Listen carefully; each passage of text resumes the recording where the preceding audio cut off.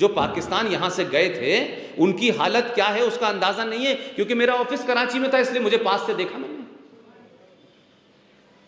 हमारे मुल्क में जो मुसलमान रह रहे हैं ना, उसको इस बात का अंदाजा नहीं है, या शायद वो इस गलतफहमी का शिकार है कि इस देश का हिंदू जो है उसने दुनिया नहीं देखी है। पूरी दुनिया में जिन हालात में हिंदुस्तान का मुसलमान है ना, सऊदी अरब का मुसलमान भी नहीं है, कतर दुबई का मुसलमान भी नहीं है।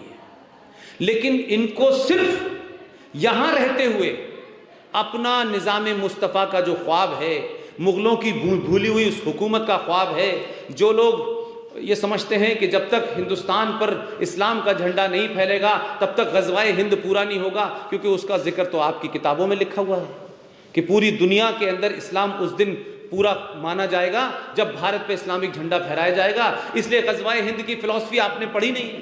वो ग़ज़वाए हिंद की फ़िलॉसफ़ी का हिस्सा है डेमोग्राफिक चेंज, ग़ज़वाए हिंद की फ़िलॉसफ़ी का हिस्सा है ये पॉपुलेशन का बढ़ाना। ये इसलिए नहीं है क्या कहते कि उनको कोई मज़ा आ रहा है, उनको पता है कि एक तरफ हथियारों से लड़ो, एक तरफ डेमोग्राफिक चेंज करो और एक तरफ इस देश के रिसोर्सेज पे कब्जा करो। यही है धीरे धीरे धीरे धीरे धीरे धीरे 70 साल के बाद आज आप इस स्थिति में बैठे हैं कि आप जायज़ की आपकी मांग नहीं मारी जा रही, आप कोई जायज़ मांग भी मांग रहे हैं वो आपकी नहीं मांगी जा रही। और इस देश की मेजॉरिटी जो है वो ऑन द रन है, वो अपने ही देश के अंदर शरणार्थी बनी हुई है, वो अपने ही अधिकारों को नहीं बचा पा रही, अपने पूजा स्थलों को नहीं बचा पा रही, अपने कल्चर को नहीं बचा पा रही, अपनी शिक्षा पद्धति को नहीं बचा पा रही। और बार बार ये कहा जाता है साहब देखिए हम सुरक्षित नहीं हैं। अब हमें डर लगता है, तो कभी कभी हामिद अंसारी को डर लगता है, जब वो इस देश के तमाम बड़े पदों पर रहा तब तक उसको डर नहीं लगा, मेरी यूनिवर्सिटी का वाइस चांसलर था, लेकिन पद से उतरते ही उसे डर लगने लगा, नसरुद्दीन शाह को डर लगने लगा, आमिर खान को डर लग रहा है। तो मैं ये कहता हूं मेरा कि अब तुम्हें डर लगना भी चाहिए, ये बहुत दिन हो गए, लगना भी चाहिए तुम्हें डर। आखिर हमने तो भाई तुमको डर ना लगे, तुम सुरक्षित रहो, उसके लिए सक्सेसिव सरकारें आई, उन्होंने पूरी कोशिश की। मैं नसरुद्दीन शाह से लेकर यूनिवर्सिटी के तमाम मक्कार लोगों से पूछना चाहता हूं, मुंबई में 400 लोग मारे गए बम धमाकों में, तब डर नहीं लगा था? 3,500 सरदारों को दिल्ली में मारा, डर नहीं लगा? कश्मीर में अयूब पंडित को सिर्फ इसलिए मार दिया कि उसके बैच पे पंडित लिखा था, उसको तो भीड़ ने घुमा घुमा के मारा, हाथों से मार दिया, तब डर नहीं लगा? ये डर इसलिए लग रहा है, मेरा अपना एक्सपीरियंस कहता है, नसरुद्दीन शाह भी उसी यूनिवर्सिटी से पढ़े हैं जहां से मैं पढ़ा के आया हूं, ये डर इसलिए लग रहा है कि इस देश में राष्ट्रवादी ताकतों ने सवाल पूछना शुरू कर दिया है, इसलिए डर लग रहा है। इस डर के पीछे का कारण ये है कि कहीं ऐसा ना हो कि सवाल पूछते पूछते लोग हमसे पूछने लगें और हमारे पास जवाब ना हो। लिहाजा माहौल को हमेशा ऐसा रखो कि हिंदू इस देश का बैकफुट पे रहे, हमेशा अपोलोजिस्टिक रहे, हमेशा इस बात के लिए कि हमसे कोई गलती ना हो जाए। और मैं समझता हूँ कि पिछले 5-6 साल से जो माहौल बना, कोई इस देश में ख़तरे में नहीं है, कहीं कोई ख़तरा नहीं है। ख़तरा किस बात से है वो एक लाइन में आपको बताता हूँ।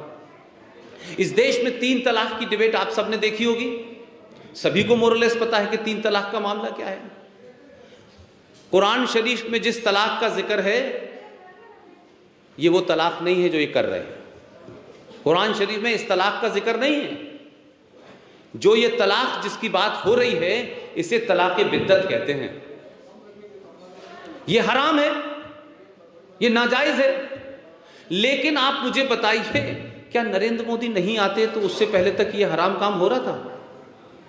यह नरेंद्र मोदी को अल्लाह मियां ने भेजा है मुसलमानों को ठीक करने के लिए कि जाइए, ये हमारे बताए रास्ते से उतर गए, जाइए इनको ठीक करिए।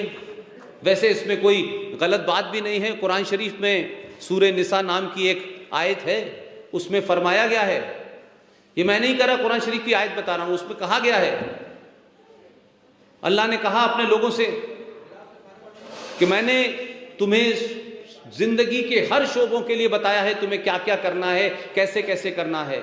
अगर मेरे बताए रास्ते से हटोगे तो मैं इसी ज़मीन पर कुछ फरिश्ते भेजूंगा, वो फरिश्ते तुम्हें मेरे बताए रास्ते पे ले आएंगे। अब मैं नहीं जानता मोदी और योगी वो फरिश्ते हैं कि नहीं है, आई नो, लेकिन अल्लाह मियां ने कहीं ये नहीं कहा था कि उसका नाम खालिदी होगा, एहसान खानी होगा। अल्लाह मियां ने नाम तो बताया नहीं था। लेकिन अब वो आ गया है, तो वो बेचारा जो काम इन्हें करना चाहिए था कई सालों से, जो इन मुनाफिकों को करना चाहिए था कि जो कुरान में नहीं लिखा वो तुम क्यों कर रहे हो भाई। हम कह रहे हैं अपनी किताब के मुताबिक ही चले, तो आप अपनी किताब के मुताबिक नहीं चलते। तो अब आप तलाक़ बिद्दत पे आपने जो किया उस पर all India Muslim personal law board के बारे में आपको सिर्फ 2-3 बातें बताता हूँ। All India Muslim law board जो था वो 1973 में एक एनजीओ थी, एक एनजीओ बनी, लेकिन वो खाप पंचायत की तरह बात करती है। उन्होंने सुप्रीम कोर्ट पे तलाक़ बिद्दत पे जो एफिडेविट दिया है ना, वो बहुत खूबसूरत है भाई। अब इस देश में किसी को नहीं बताया गया कि उस एफिडेविट में क्या लिखा हुआ है, बताया नहीं गया, बस एफिडेविट दिया है। उस एफिडेविट के अंदर all India Muslim personal law board ने कुरान की जो आयत थी उसका गलत इंटरप्रिटेशन करके ये दिया और ये कहा कि अगर तलाक़ बिद्दत के हिसाब से जो तलाक आप ख़त्म करने जा रहे हैं, अगर इसे ख़त्म कर दिया तो इस्लाम ख़त्म हो जाएगा।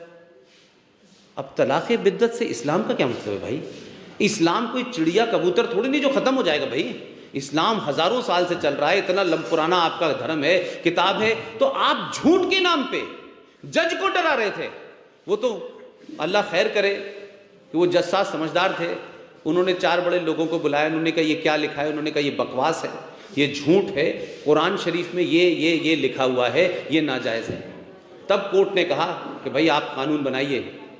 तो हज़ारों ऐसी चीज़ें वो कर रहे हैं जिसका इस्लाम से कोई मतलब ही नहीं है, कुरान से कोई मतलब ही नहीं है। आपने किताब पढ़ी नहीं है, वो किताब दिखा के आपको डराने लगते हैं। अब कुरान शरीफ की 30 आयतों में 34 बार जिहाद का जिक्र आया है। जिहाद बिल सब जगह लिखा हुआ है। अब जिहाद को सही मायनों में तो बताएंगे नहीं, तो जिहाद को बताएंगे नहीं जिहाद तो ये है कि हमारे अंदर जो बुरी प्रवृत्ति हैं उनके ऊपर काबू पाना। तो भाई पाओ ना बुरी प्रवृत्तियों के ऊपर काबू, हमारे ऊपर क्यों काबू पा रहे हो भाई? पाओ ना काबू उसके ऊपर, तो अपनी गलत कामों के ऊपर काबू पाओ। लेकिन ये नहीं बताएंगे कि जिहाद का मतलब क्या है। 34 बार जिक्र आया 30 आयतों के अंदर, लेकिन नहीं बताएंगे। तो मैं ये कह रहा हूं कि आपको डराने के लिए, आपको धमकाने के लिए, सरकारों को डराने के लिए ये किताब का इस्तेमाल हो रहा है।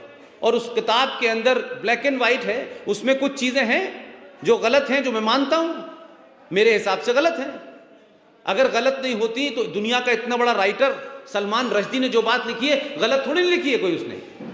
लेकिन जो सही बात कहता है उसको या तो काफिर कह देते हैं, वो मुसलमान होता है तो उसको कहते थे ये तो बिक चुका है, और हिंदू कह दें तो फिर तो वो कम्युनल है, वो आरएसएस का होगा, वो विश्व हिंदू परिषद का होगा। तो यानी सच बात सुननी नहीं है भाई हमको।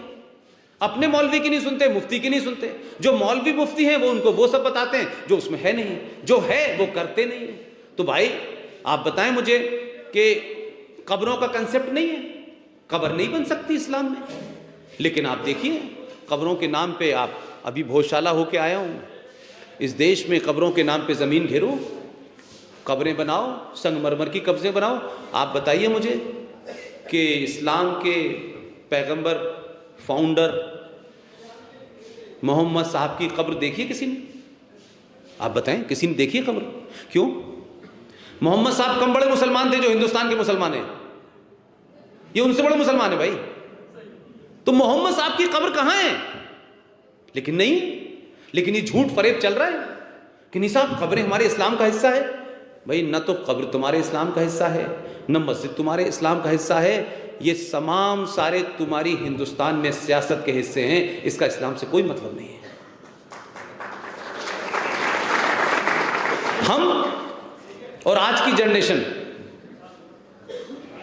सिर्फ मैं इतना चाहता हूं, जो मेरा पर्पस है, आरएसएन सिंह साहब आपसे कल रूबरू होंगे, कि आप जो रियल थ्रेट है, जो अनसीन दिख नहीं रही, बीच बीच में दिखती है, कभी आती है चली जाती है, वो आपके घर पहुंची हुई है और आपको अंदाजा नहीं है।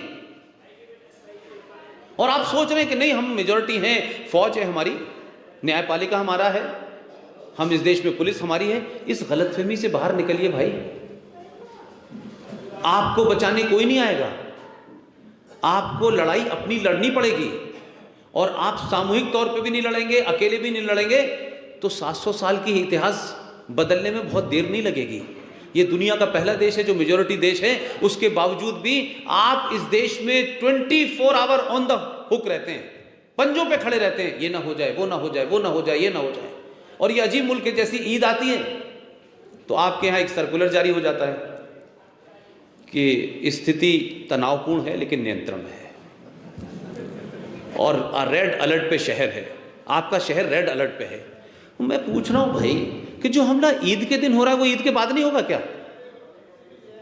या जो हमला दिवाली पे होने वाला होता वो दिवाली के बाद नहीं हो सकता क्या? तो ये कौन सी पीस है? ये तो टेम्पररी पीस है भाई, जिसमें हम सब लोग रह रहे हैं।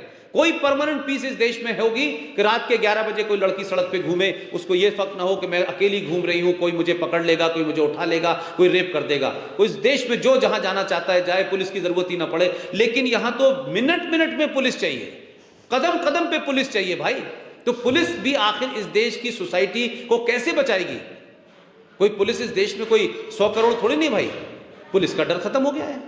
आर्मी के लोग वहां पिट रहे हैं आपके, आपका मॉरल टूटता है। आप अगर मार दें, आप गोली चला दें, तो इसकी सुप्रीम कोर्ट कहती है कि भाई कश्मीर में जो लोग पत्थर फेंक रहे हैं ना, वो बड़े मासूम लोग हैं, आप उनके ऊपर प्लास्टिक की गोली चलाइए। मुझे तो लगता है कभी कभी ये कहें, वो उसके बाद फिर कहते हैं कि आप उन पे पानी डालिए। फिर जज साहब को ध्यान आता है पानी कह दिया है तो उनका नहीं, गुनगुना पानी डालिए।